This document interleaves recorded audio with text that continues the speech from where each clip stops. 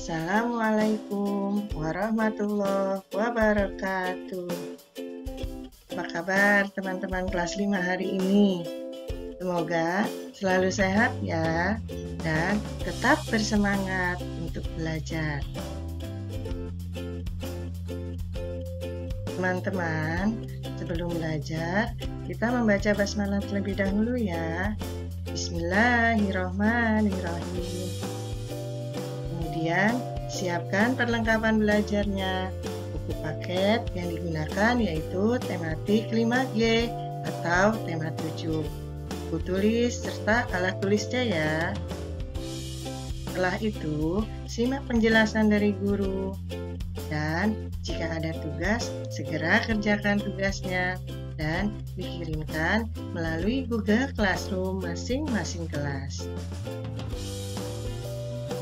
Teman-teman, hari ini kita belajar tematik tema 7, sub tema 1, pendidikan keluarga negaraan.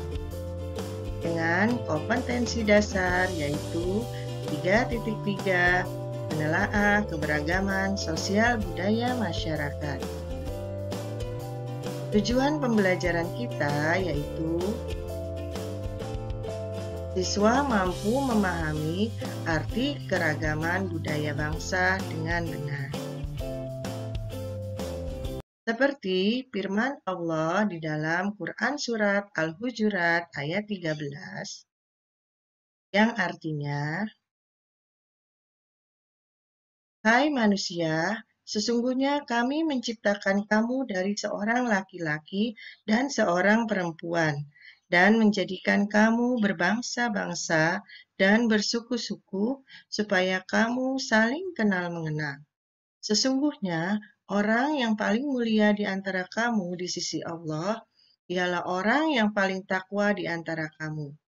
Sesungguhnya, Allah Maha Mengetahui lagi Maha Mengenal." Teman-teman, mengapa Indonesia memiliki begitu banyak keragaman dan perbedaan? Keberagaman dan perbedaan dalam masyarakat Indonesia meliputi suku bangsa, ras, agama, dan antar golongan.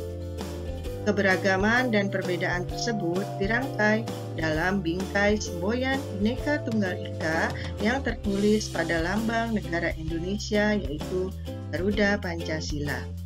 Semboyan Bhinneka Tunggal Ika mempunyai arti berbeda-beda tetapi tetap satu. Apa saja faktor penyebab keberagaman masyarakat Indonesia? Apakah ada yang tahu?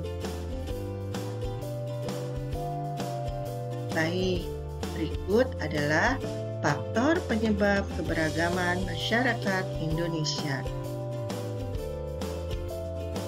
Yang pertama yaitu letak geografis. Indonesia merupakan negara kesatuan yang memiliki ribuan pulau. Luas wilayah Indonesia yang besar berpengaruh terhadap banyaknya keberagaman yang dimiliki. Kondisi itu menjadikan sumber keberagaman itu tercipta, seperti suku, budaya, ras, dan golongan. Dengan kondisi tersebut menimbulkan perbedaan dalam masyarakat di Indonesia. Sedangkan faktor penyebab keberagaman masyarakat Indonesia yang kedua yaitu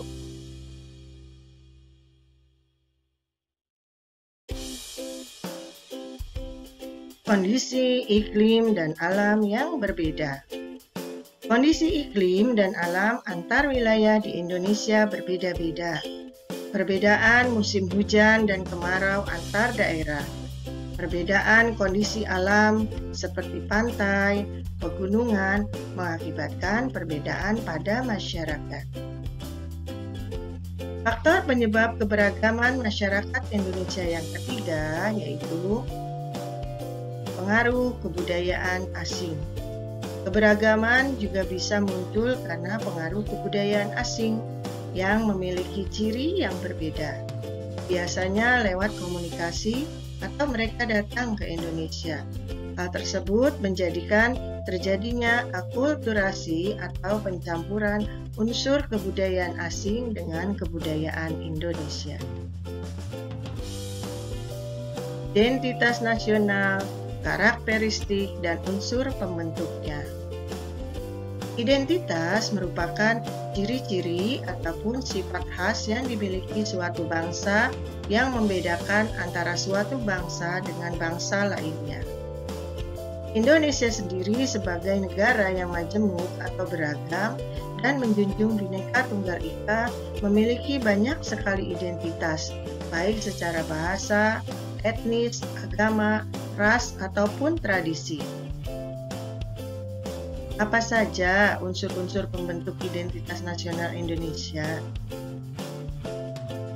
Berikut adalah unsur-unsur pembentuk identitas nasional Indonesia, yaitu suku bangsa Indonesia yang beragam, kebudayaan yang majemuk, kehidupan beragama, keanekaragaman bahasa. Unsur-unsur identitas nasional terdapat di dalam Undang-Undang Dasar 1945 pasal 35 sampai 36C, yaitu pasal 35 menegaskan bahwa bendera negara Indonesia adalah sang merah putih. Pasal 36 menegaskan bahwa bahasa negara adalah bahasa Indonesia. Bahasa yang mempersatukan semua orang dari beragam suku dan daerah berbeda di Indonesia. Yang ketiga yaitu pasal 36A yang menjelaskan bahwa lambang negara kita adalah Garuda Pancasila. Pasal 36B menegaskan bahwa lagu kebangsaan Indonesia adalah Indonesia Raya. Pasal 36C memuat beberapa ketentuan pasal yang di dalamnya ada 5 ketentuan yang terkait dengan identitas nasional. Baik, berikut ini adalah contoh kegiatan penerapan identitas nasional, yaitu upacara bendera di sekolah atau lembaga-lembaga negeri di Indonesia. Unsur pembentuk identitas nasional pada upacara bendera yaitu 1. Pengibaran bendera merah putih. Kemudian pembacaan pembukaan Undang-Undang Dasar 1945. Pembacaan teks Pancasila oleh pembina upacara dan diikuti oleh peserta upacara. Yang keempat yaitu menyanyikan lagu kebangsaan Indonesia Raya. Dan yang kelima yaitu pembacaan doa.